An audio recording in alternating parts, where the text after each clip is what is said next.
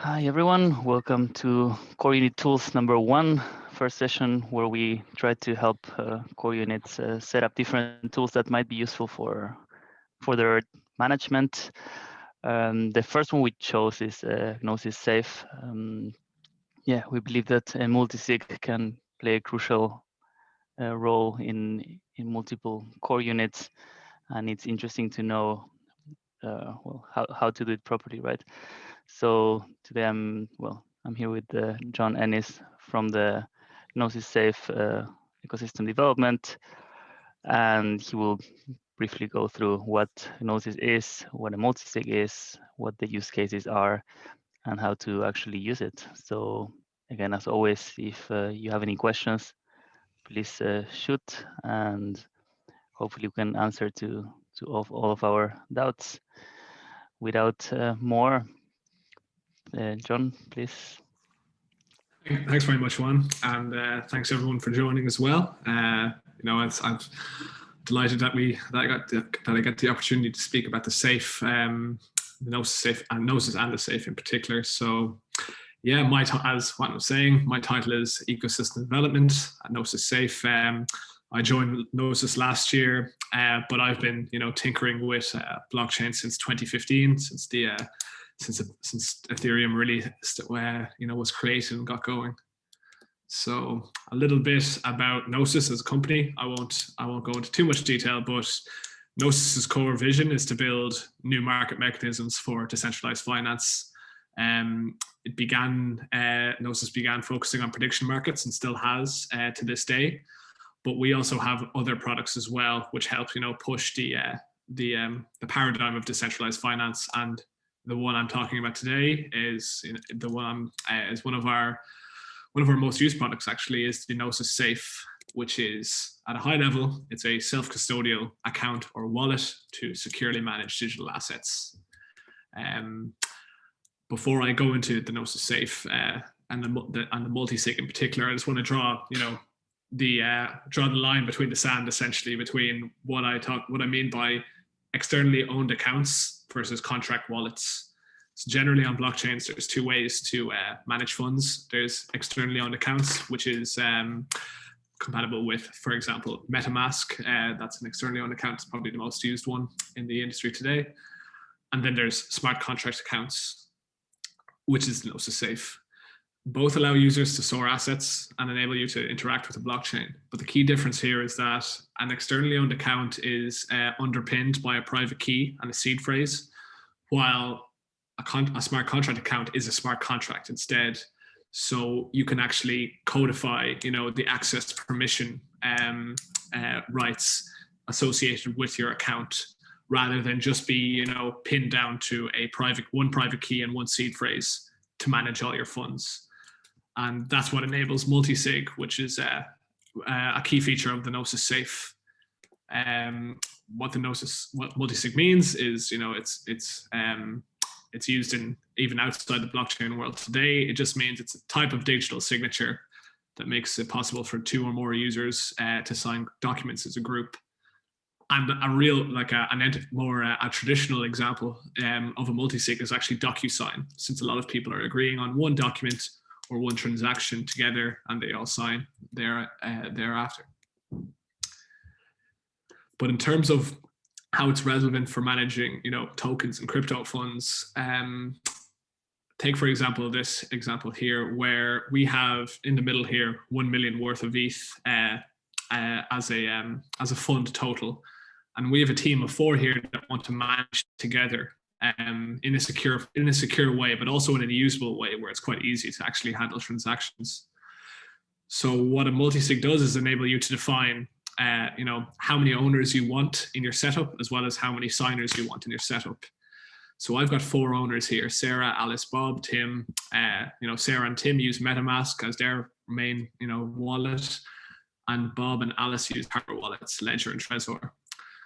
So that's 4 owners. And what a multisig does is I can define, what's my policy for signing transactions and executing transactions. So if I want someone to, interact with my 1 million worth of ETH, my 1 million ETH, I can define, should only one out of 4 people need to sign, should 2 out of 4, or 3 out of 4, or 4 out of 4, and so on. You would think 4 out of 4 signatures to execute every transaction is the safest, but loses access to their ledger or access to their MetaMask, you've inherently actually, compromised yourselves in a way, since you don't have the ability to do 4 signatures. So that's why it's always kind of a good way when you're setting up multi-signature wallets that you have just your signing threshold is just below 1 of your owners. So for example, 3 out of 4, or 4 out of 5, or 2 out of 3, for example. Is it like a best practice to have 1 less than the total, or 2 less, or what, or a percentage? How? Correct. It's generally best practice to have 1. If you want the most secure solution, it's best practice to have 1 under the total amount of owners. But I'll discuss that in a bit more detail later on in terms of usability, because there is always going to be a trade-off between how usable it is, how easy it is to get things done, between how secure it is, if you follow. So yeah, quick fact about Gnosis Safe. We have about 15 billion worth of Ether and ERC20s being stored using Gnosis Safe contracts at the moment. Again, to reiterate, this is all in self-custody. Gnosis have no control of these funds. And here's a few examples of key projects or companies that are working that actually use a Gnosis Safe. Bitfinex, for example, as a centralized exchange, Uniswap as a decentralized exchange, and of course Maker used the Gnosis Safe for a couple of use cases. One key use case I believe Maker are using the Gnosis Safe for is the grants program. I believe that's going to be coming, or I think it's probably active right now. But I believe that's where the Safe is one of the Safe's use cases right now. And of course, hopefully there's going to be some future use cases. Yeah, so the grants was being run by the Maker Foundation, and now we are migrating that towards the DAO. So for sure, this is one of the use cases where we'll be seeing it.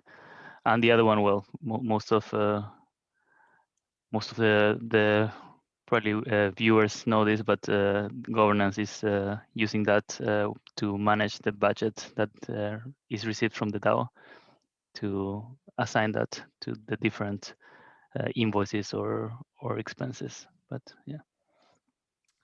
Thanks for that. Yeah, and we're seeing an increasing trend of DAOs, using the Gnosis Safe to represent their DAO identity essentially, and to help them manage the treasury. That's a key use case used for Gnosis Safe, and it's one that we're even actively building to improve upon, to really kind of enable DAOs to trustlessly handle their operations. So who should use the Safe is a question that we get quite a bit. Individuals should use the Safe if they're managing quite a lot of funds. You definitely want the highest degree of security if you have a lot of value stored in crypto. But as well, we have DAOs, enterprises, and institutions that are also using Safe, since they all share the same key requirement, which is they don't want a single point of failure in their fund setup. And a good analogy that I was told about, why multisigs should be used almost nearly all the time, is because I think it was the BitGo CEO. I think his name is Mike Belshe, and he was involved in Bitcoin wallets since 2013, and he always said that he would always use a multisig as his first and only implementation, because he was always terrified that even if his son downstairs, for example, got a hold of their hardware wallet and threw it at the window, or spilled a lot of water, on his notepad that contained all his seed phrases, he was always terrified of that, and he never wanted that to be the case for what's how his funds could be compromised. So as a rule, he would always have some sort of multi-sig setup for his funds, and I think that's quite true today. I think with people still are kind of that, especially in DeFi, people are still kind of the opinion that, you know, if they use MetaMask and MetaMask alone with one seed phrase, they'll be fine in the long run. But I think, well, there's definitely more secure ways to do this, dependent on the use case, right? And yeah, we always get asked, what setup should I use, essentially? And I'm going to link in here the our Help Center article, which gives the best kind of overview. Once I click into getting started in the Help Center article, what Gnosis Safe setup should I use? And so when you're setting up a safe, there's 3 decisions to take: how many owners you know, should have ownership of this safe, what's the threshold, as we were saying, 2 out of 3, 4 out of 5, and what owner wallets should I use? And by owner wallets, I mean, you know, should the owners be using MetaMask or Rainbow or Argent or hardware wallets such as Trezor and Ledger? So unfortunately, there's no single best answer to all 3, but because it depends on the use case. But there are some, you know, some key pointers to take into account, and we were discussing this briefly, which is it's advisable to use more than one owner account. Okay, and that's for so I shouldn't just create a safe and just have one owner that's a MetaMask account. You're kind of defeating the purpose of having, you know, extra security attributed to your Gnosis Safe. So use more than one owner, and always have a threshold higher than 1. And what a threshold higher than 1 results in is it means you have essentially a maker checker process. You have always a second pair of eyes checking every transaction, and that's the key, you know, security consideration there is that if it protects you against a malicious actor that was in your setup. For example, say if you were in a team of 4 and you only had a threshold of 1, so your setup was 1 out of 4. If one of your team members, for example, wanted to steal all the funds, they could, because the threshold is only 1. So that's why it's always advisable in team setups and even in individual setups to have a threshold higher than 1. So at 2, 3, 4, etc. And of course, as we mentioned at the beginning, use a threshold which is lower than the total number of owners, since it protects you from, you know, in case someone loses their access to their account, and you don't automatically lock yourself out of your funds in the safe. And which owner wallets to use? It's a good standard to take is, you know, use the wallet that your owners are most familiar with, but also strike a mix between hardware and software wallets. If the owners are familiar with hardware wallets and the use of hardware wallets. That's a common setup we see, let's say, for, you know, groups collectively managing funds, is you have 1 owner account per individual, and then use a threshold of 3. So which means, you know, all transactions are double checked by 2 others, and that's definitely it's kind of a common setup we see, and it doesn't actually it enables you to actually, you know, execute transactions at a better pace than, you know, having a lot of owners, you know, with multiple different signing accounts against that safe. I think this is probably the most let's say efficient setup for that also has security. John, regarding the wallet, is Gnosis Safe a wallet? Well, I don't want to say like MetaMask, but is it like a wallet on its own, let's say, or can you only use it for multisigs? It is a wallet on its own, essentially. At the end of the day, it has a public key, and you can send and you can send. Of course, it owns those transactions. The only difference really is that its private key is actually you know, it's been abstracted to represent, you know, the multisig policy. And then once all the multisig policies, once the criteria is met by the multisig policy, say for example, all the MetaMask or the hardware owner sign, then that gives you access to the private key. So it's abstracted out. Would anyone use potentially the Gnosis Safe without the multisig just to access their smart contracts or whatnot? I use it. I use it when I'm using a low amount of funds. I definitely use a multisig with just one out of one because it's the most efficient way, and it's actually a great way for me to interact with smart contracts just from a UI perspective. And I'll demonstrate this now that it's there's a lot more features enabled because it's a smart contract account as opposed to an externally owned account such as MetaMask, for example. And I'll run through that here. Great. Does anyone have any questions before we jump into the demos about what John has explained so far?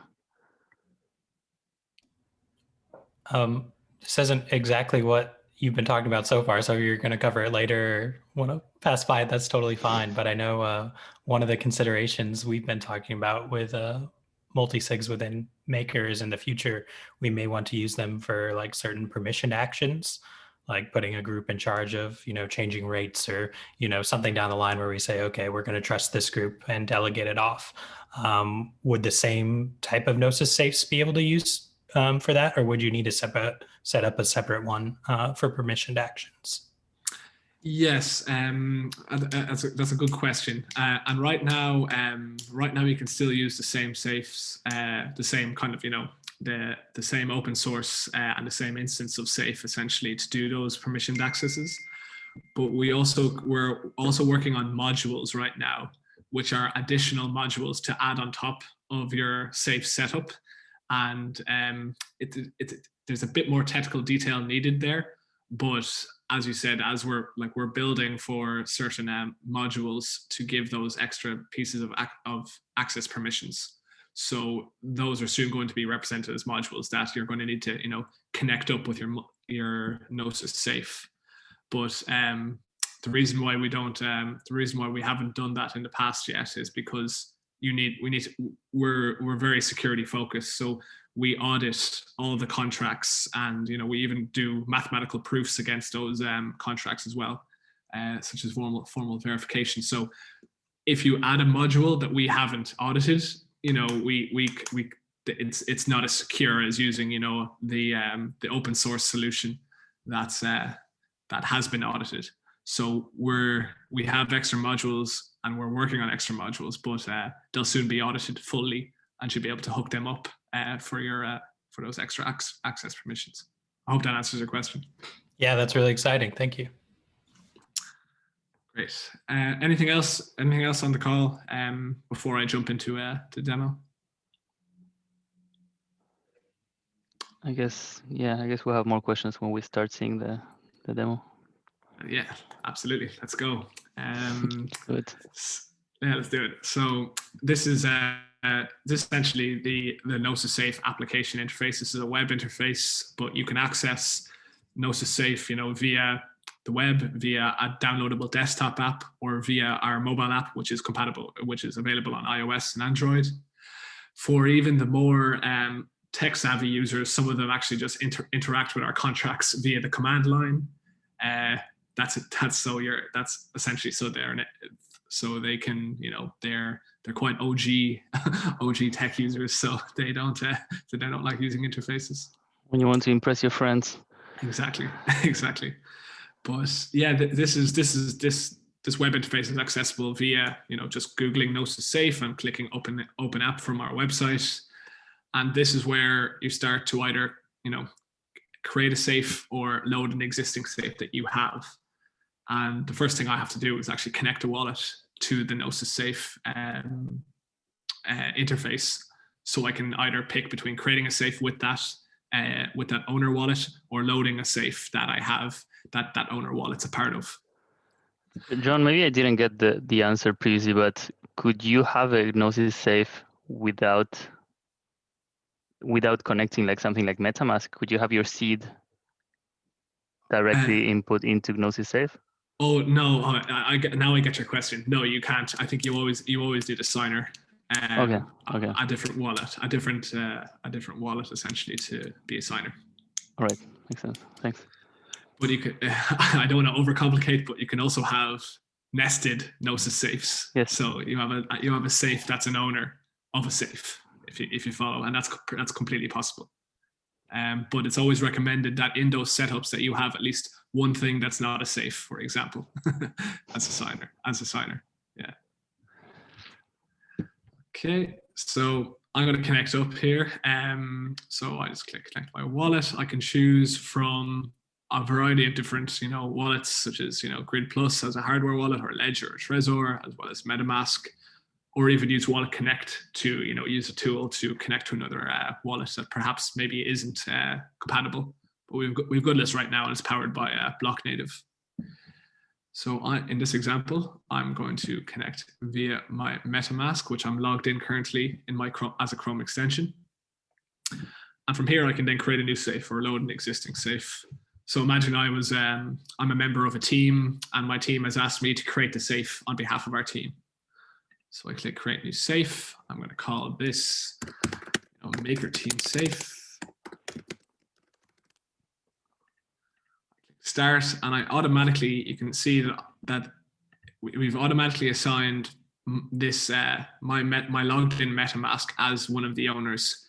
Now that doesn't have to be the case. I can add other owners and not have the creator, for example, as an owner. But in this example, I'm going to say yes. The wallet I'm logged in with currently, I'm going to use. And then I add another owner that would be, say team 2, team member 2. And I paste, let's say they've sent me their public address. I copy and I paste it in here.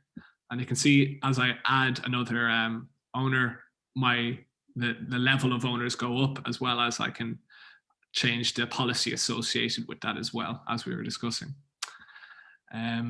So then for this example, I'm going to add one more address to the multisig. I want to make it a 2 out of 3. So team 3. And then you can see, once again, we've bumped up to 3. I want it to be 2 out of 3 owners. I'm going to review this. And you can see that I can just double check to make sure that I've got everything right in terms of public addresses. If anybody's wondering, these are all, I think, I'm actually not sure, these are just public addresses, but I'm not sure. My wallet is, of course, MetaMask, but I believe one of these is a MetaMask that's, well, a ledger using MetaMask, as well as a different wallet. And yeah, we don't take any transaction fees. No, as Gnosis as a company, the only transaction fees of a safe is the inherent gas that's needed, and the gas increases the more signers you have in your multisig setup. So, the more owners, the more expensive it is in gas, because you're assigning different addresses to the smart contract. And I'm going to click submit. And gas prices are the gas fee is about $120. As you know, gas prices aren't great right now, and I've actually stopped creating safes from in my demos because of this, because I'm wasting too much money for Gnosis. I thought you were going to use testnets or something to show us. I could have used Rinkeby there to show you, but I think there's not much else to show. Once I execute that transaction, I'm going to go into the same setup as I have with all my current safes right here. Mm-hmm. So I kind of wanted to give you a mainnet version to show that it's to give you the closest example. Is there an average gas cost for setting up a safe? Yes, and it's in the Help Center articles. Off the top of my head, that's good. That's just curious. Oh, it is. Yeah, I think I'm not gonna hold you to memorize the. That's a lot of integers to memorize. Thank you. You can select kidney, and then you create the safe. Yeah. Oh, I remember the good old days when my safes only costed me $20, and that was only a couple of weeks ago. Yeah, but oh, you mean last year? Yeah, exactly. The good old days. So I'm going to quickly just load up an existing safe I have. And so this is an example safe BD address that I have. And after I've created the safe, this is the first landing page that I land on anyway, which is the essentially the token list page, which just gives you a list of what current tokens you have currently. So if after creating it, I would have 0 for each one, and I can change the denomination of my value. So I can change it to euro, for example. I can change it to Canadian dollar, or I can just be completely, OG and just have my value attributed to ETH, and that's it. John, potentially when you create maybe I missed it, but when you create the safe originally, you have to sign and pay the Ether to set up that smart contract. Correct. Okay, yeah. and then what we would see here is whatever the smart contract is holding, which would be 0 after creation. Okay. Correct. That's correct. So you would have to start sending some Ether to this address, which is in the corner here. Yeah. You have the link to Etherscan, or you can just copy the address and get team members or yourself to send some tokens in, and actually you start using the safe as the method of fund storage. An example here, I can add some tokens in the manage list corner here. So for example, if I want to view some maker, I can simply add that token in, as well as add DAI, for example. And I can add any custom token, really, as long as I have that contract address for, so it's a similar functionality to MetaMask. As long as I have the token contract address, I've got the token symbol, then I can add any custom token to that's ERC20 compliant to the Gnosis Safe. And from here, this is where I can start sending my transactions. Say, for example, I wanted to send Ether out. I would simply click send, add the recipient, and add the amount of Ether, review that transaction. So I'm going to send something elsewhere. I'm going to send 0.1 ETH. I'm going to review that transaction. I'm about to create a transaction. I'll have to confirm it with my current connected wallet and make sure I have enough Ether to fund this transaction. And from there, I would click submit, and I would sign that transaction with my signer wallet that I'm logged in with currently. And that would then notify everyone else that's a signer on this safe via a notification in the top right hand corner, or if you had Safe Mobile, you get a push notification which would ask you to co-sign a transaction that has been proposed to the Gnosis Safe. And another way to do this would be to go click into transactions, and you would see the queue of transactions. So if I had any transactions that were pending a signature from myself, or I had transactions that are just waiting, I've signed the transaction, but I'm just waiting for it to execute, you will see it in the queue here. And for a historical view of transactions that have been made, you just click the history tab and look through, all the various different transactions that have taken place, be it, custom contract interactions. You can see here up top. I can click the drop down and see, what actually went down. I have the hash of that transaction. I can, click to view the Etherscan version of that transaction, when it was created, when it was actually executed, which is a key detail, and as well as who created it, who created the transaction, who confirmed the transaction, and who executed. And in this example here, I'm actually just using a 1 out of 1 for this demo particularly. So you can see that the same address has actually, created and confirmed the transaction and executed the transaction. But in another case where it was 2 people, signing it, we would have one address creating the transaction, and then the 2 confirming the transaction, and then one address actually executing. I have a question regarding this, John. Sorry. Yes.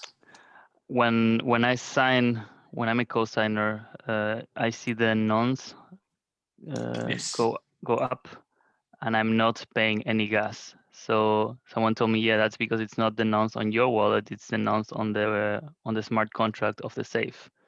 Mhm. But Yeah. how does that happen from a technical point of view? Like, how come I'm signing something, the nonce is going up, and there's no gas being moved there? I don't know if that's a clear question. I hope it is. No, I get you, and I would. It gets into more technical details here, but we have implemented a feature called gasless signatures, which means you can actually sign transactions without actually incorporating any gas, and that's what actually that's what increased the nonce. But yeah, I'll have to put that question, technical. A technical answer for you, because there's some good code that was done here that I can't give too much justice to. And the other question regarding this was who pays the gas when initiating a transaction? I think it's maybe the last one to sign, or the last signature required is the one that's going to pay the gas. Yes. So I can still normally, like, what's done most times is that the person that's the last signer is executing the transaction, but you can also sign without executing the transaction. So say, for example, I'm the last signer, I can still sign and validate the transaction, but I can choose not to be the one that executes it. And in that case, someone else would have to go back into their safe via their desktop or their mobile to actually execute and pay that gas. And that's the whole kind of gasless signature point once again. Yeah. I think that's quite useful. So the initiator does not pay any gas yet. It's more like, hey, it's like an intention. It's like, hey, we want to send this amount of DAI to this public address, and then everyone signs, and potentially the last signer can choose to execute or can choose not to, and someone else would have to come and execute after that. That's correct. Yeah, there's been some instances in the past where I start transactions and I'm hoping I'm not the one to execute, but normally the last person says, hey, I'm not the one to execute here, right? And then the original creator has to go in and sign. I've been in those conversations. That's why I was asking. Good to know. Yeah. Cool. Any other questions, or will I kind of move down I'll move down the tabs. Cool. One of my questions was about the apps integrations, but now that I see the tabs, I guess that you're going to cover that.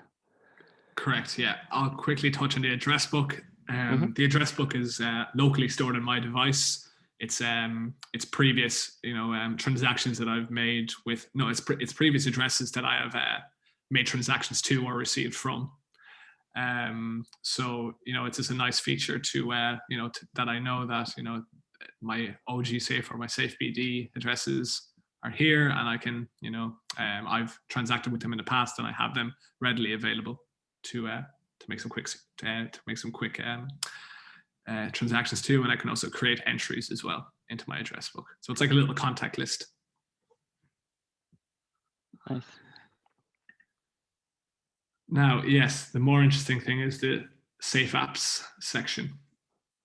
And what Safe Apps are is essentially it's like our app store that we allow third parties to create create their own add their own dApps to our Gnosis Safe interface.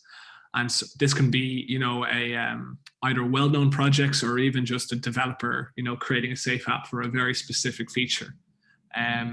So this is our default list of Safe apps at the moment, but of course, if you have a custom app that you like, you can simply type in the app URL, give it an app name, and agree that it's a third party, and simply add it to our interface. And that simply lets you interact with that dApp directly from within the Gnosis Safe interface. And there isn't a maker Safe app yet, but we're planning on when the grants process updates again, we're planning to make a proposal to get another a maker Safe app in here directly. But as you can see here right now, for example, I can click into the 1-inch exchange. This is deployed on IPFS, so it's even if 1-inch stop hosting their own interface, I can still interact with the contracts, and I can exchange directly my tokens using the 1-inch DEX directly from my Gnosis Safe, and it incorporates the multisig flows, so it's almost like a safer, more secure way to interact with dApps. And another example would so be the integration is more on the we choose to do an interaction with this protocol. I don't know, deposit DAI in Aave, and then everyone would need to approve, and instead of sending it, it would be an interaction with this smart contract. Correct. Okay. Exactly. Yeah. Makes sense. And it's because go ahead. Sorry to add to that. So the custom apps all are reliant on a URL, right? Correct. Yes. Yeah. Okay. So if a developer made they would have to host something for us for it to be accessible on our interface. Yeah. Correct. Okay, cool. Thanks for clarifying.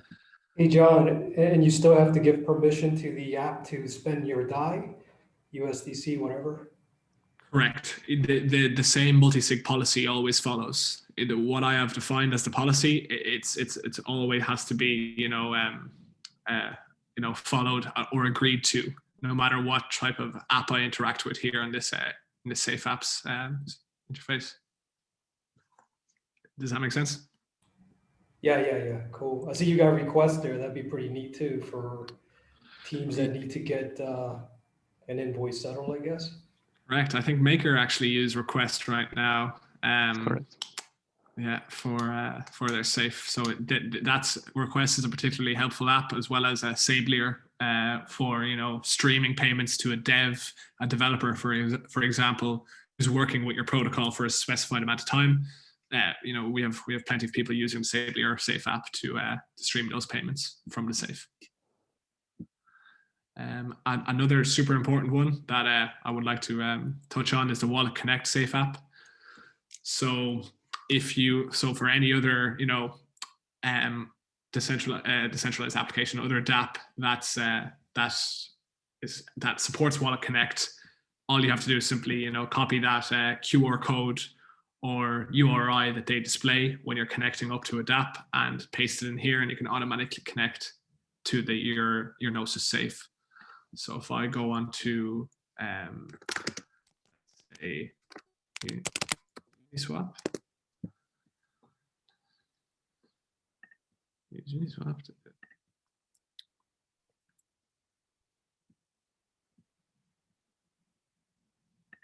I'm going to log out. Wallet Connect. I would simply, copy this code here. Double click, copy it directly in.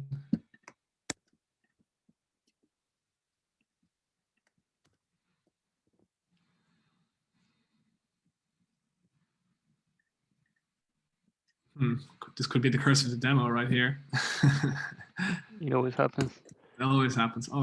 But it must be that I did not recognize that initial one. Let's go and quickly copy and paste again. And if not, this is probably a cookies and cache issue that I have to clear. Oh no, we're good now. Okay. You can see that I'm now connected up with Uniswap interface via my Safe. And yeah, that's the same. That's a Wallet Connect feature right there. So that's if I wanted to interact with a dApp outside this Safe Apps interface in the native dApp, I would use Wallet Connect as a first and foremost. Okay, quickly to go into settings now. Here I can, of course, this is my current. I can look at my current owner setup. You can see here that it's only one owner and one signer. I can, of course, add new owners to this Safe account, or even remove it, or even remove one, for example. So say someone from my team has left, and we no longer want them to use a be a signer on our safe, we can remove them, or also add new owners as team members come on board. And we can also change the policy associated with that as well. So say if I've got 2 new guys coming on my team, and I want to actually up my security and add an extra person to the policy and add an extra signer, and I can do that by changing my policy using the safe and adding a new owner and doing that thereafter. Back to someone's question about the modules, and there's a couple of open source modules right now, but we haven't fully audited them yet. It was created by the community. But one module that we did add and we got fully audited with our contracts is the spending limits module.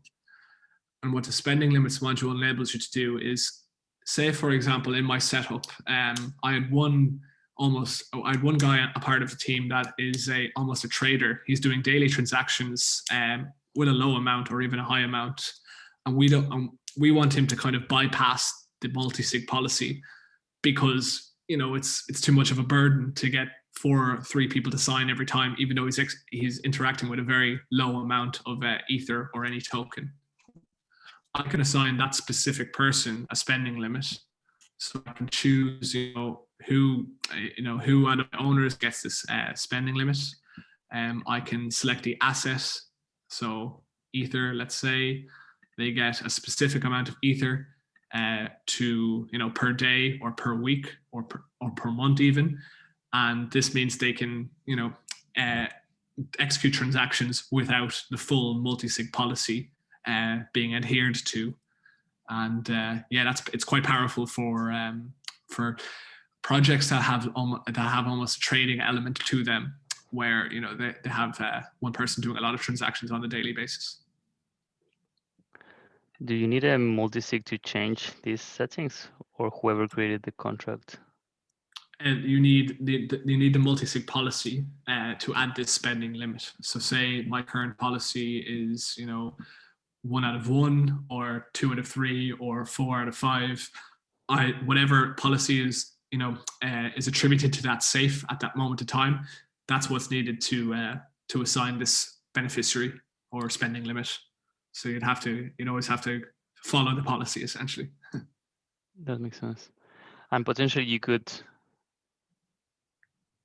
I was thinking of use cases, but potentially if you had like a couple of people working with you and you assign them like a budget, you could say, okay, this is the spending limit that you have for the next month.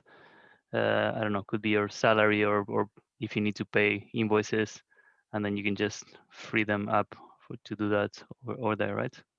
Correct. I think I believe our finance team uses something similar to this, which is one guy does have that ability to pay out some invoices at a certain level without needing everyone else's signature. So you really have to trust them, though. That's the key question. Do you trust them enough? Potentially, I don't know if you can set like daily limits, and you can say anything under, or you can spend up to 1K per day. And then if you have like a track or you check it often enough, then you limit the damage there. That's correct. Very interesting. That's set 1 day at a time. Yeah. So they can exact 1.1 ETH every day, and it resets after a day. And here is in the advanced section, this is where again safe modules comes into play. So we'll be, there's currently some extra modules out there that are open source. You can learn more about them here, but this is where you can get extra access control permissions and add them, integrate that with your current safe setup.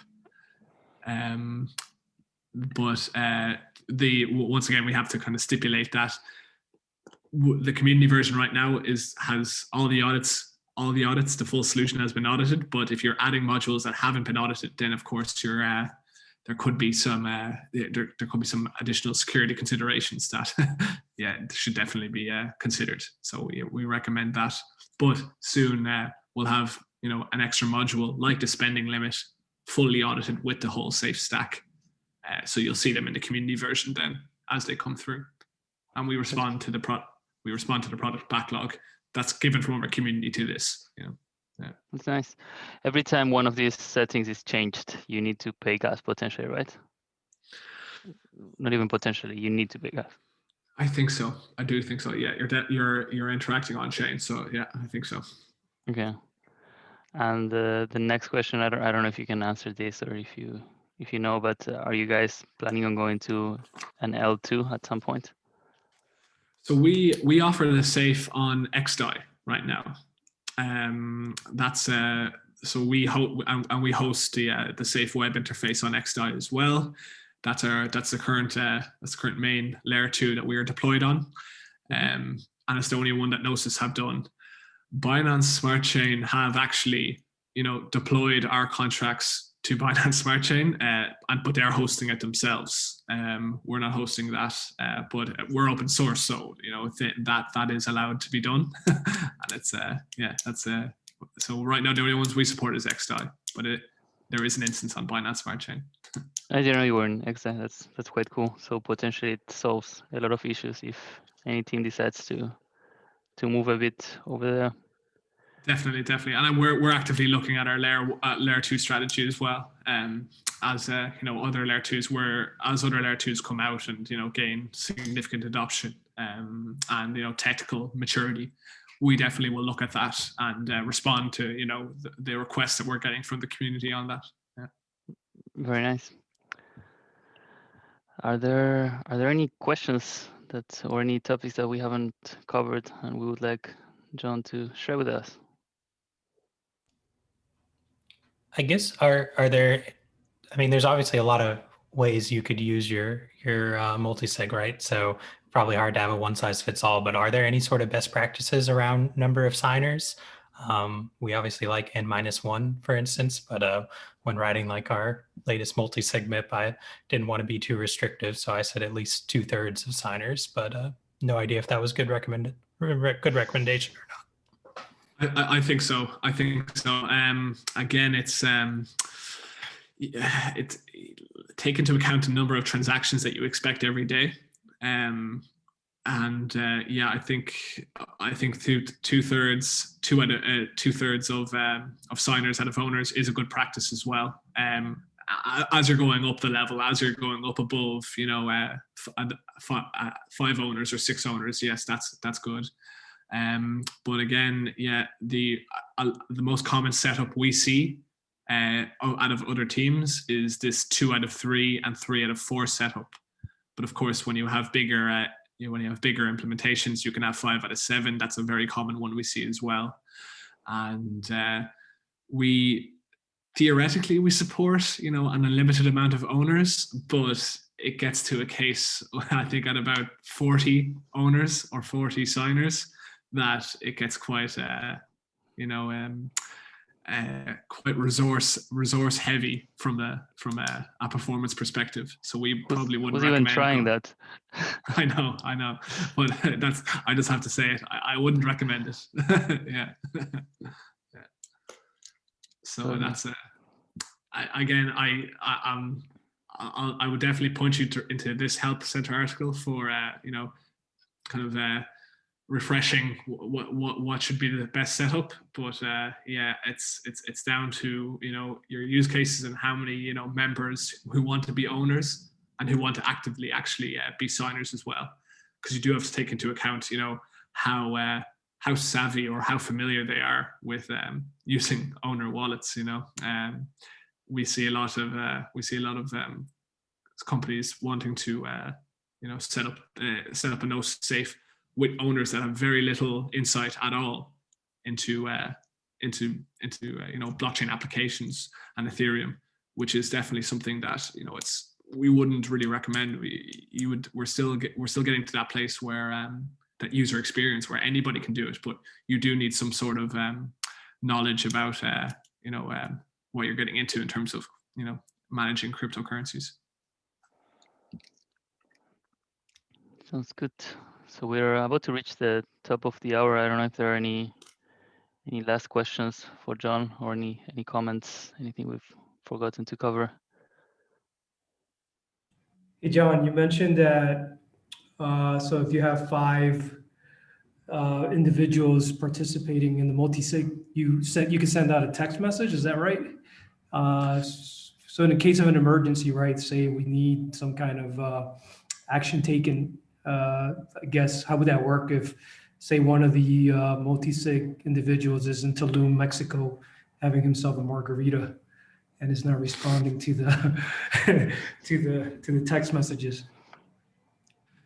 Yeah, that's a very, very good point. A very good question. And sorry, it says my internet connection is unstable. Can you guys hear me? Yes.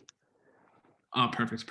No, it's a great question. And the mobile app gives push notifications, which is always useful.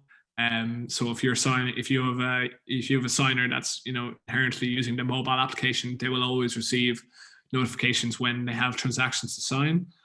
But in terms of solving that Mexico margarita example, we're still trying to take on what's the best way to solve that, because I think that's just a communication issue, right? As in, if they're not looking at their laptop or their phone, how do you get in contact with someone, right? Do you give them a pager? I think it's just a communication problem. But in terms of what we see in Gnosis Safe implementations, a lot of people talk offline via Signal, via Slack, via Telegram, in terms of, hey, I'm after proposing this transaction. Can you sign this, for example? Or even, in a mobile application, you have someone constantly checking their phone, or someone constantly logging into their Gnosis Safe to check their queue and also check the notifications. So that's really what we have to offer at the moment at this point in time, but we're open to some other methods. How do you keep that data safe? Like if people give up their phone number, so I guess it's optional, right? You can choose to just be contacted by email, I guess, or like you said, Telegram. Yeah, and that goes outside the safe. For example, like we don't have any communications being triggered to mobile phones or email addresses via the safe. We're trustless. We want to be as trustless as possible. So we would leave that in the hands of the teams themselves offline, how they want to communicate with each other about that. But as far as we're concerned, we communicate about transactions via the Gnosis Safe interface, as well as the desktop version and the mobile app version. Cool. Thanks, man. Great. So John, where can people find more about you and about the project, about Gnosis? Absolutely. What I would first point towards people is to simply Google Gnosis Safe, and yeah, get an overview of our solution from there, and also, of course, just get their hands dirty to open the app and learn by doing, for example. But in terms of technical support, I would point everyone to scroll down to our Discord channel, where our devs are at hand to answer any questions in terms of technical queries or just any issues that may have been encountered. And yeah, back to the slides. Reach out, like, for anything, like you guys know where I'm at anyway. Contact me via Twitter. This is my Irish translation of my name here, but just search up John Ennis and follow me on Twitter, and that's where I'll be anyway, in terms of if you have any questions about the safe, and I'm happy to answer anything. Sounds great. Thank you, John, for joining us. It was really nice to have you. Thanks very much, guys. Appreciate you giving me the time to give a little work through. Sounds great. Thanks everyone for coming, and see you all soon. Thank you, everyone.